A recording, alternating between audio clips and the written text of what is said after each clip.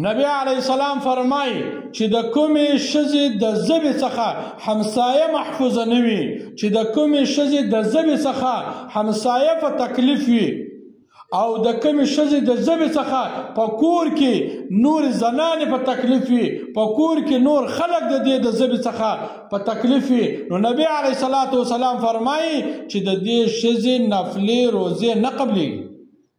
که چیرې دا نفلي روزې ونیسېږي الله یې ثوابونه نه ورکوي. د دې ښځې د اشراق لمونځ نه قبلېږي، د دې ښځې د تهجد لمونځ نه قبلېږي، دغه رقم د دې ښځې کم نفلي لمونځونه چې دا کوي الله یې ثوابونه نه ورکوي.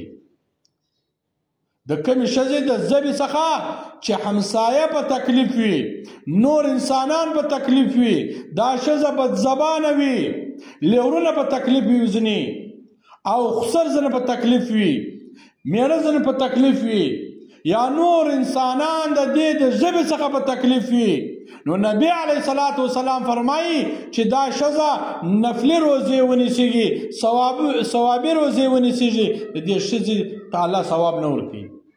که چیرې دا ښځه اشراق لمونځونه کوي، نفلیاتونه لمونځونه کوي، الله یې ثوابونه نه ورکوي.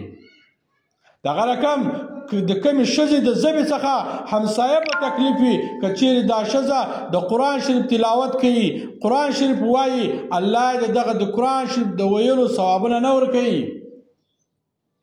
د کومې ښځې د ژبې څخه همسایه او نور خلک د دې ښځې د ژبې د شر څخه محفوظه نه وي، او خلک ځین په تکلیف وي، که دا ښځه خیراتونه کوي الله یې خیرات نه قبلوي، الله یې د خیرات ثواب نه ورکوي. نو ای زما خویندو او مندو دا خپلې ژبې کنټرول کوي، دا خپله ژبه غلطه مه استعمالوه، د خپلې د ژبې د وجې څخه به الله جل جلاله ستا نفلیات نه قبلوي.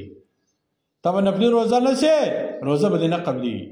ته به نفلي خیرات کوې الله به ثوابونه نه درکوي. ته به قرآن مجید تلاوت کوې الله به ثوابونه نه درکوي. ته به خیراتونه کوې الله به ثوابونه نه درکوي.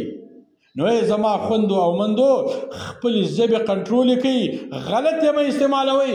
په دا ژبې سره بل مسلمان ته تکلیف مه رسوه.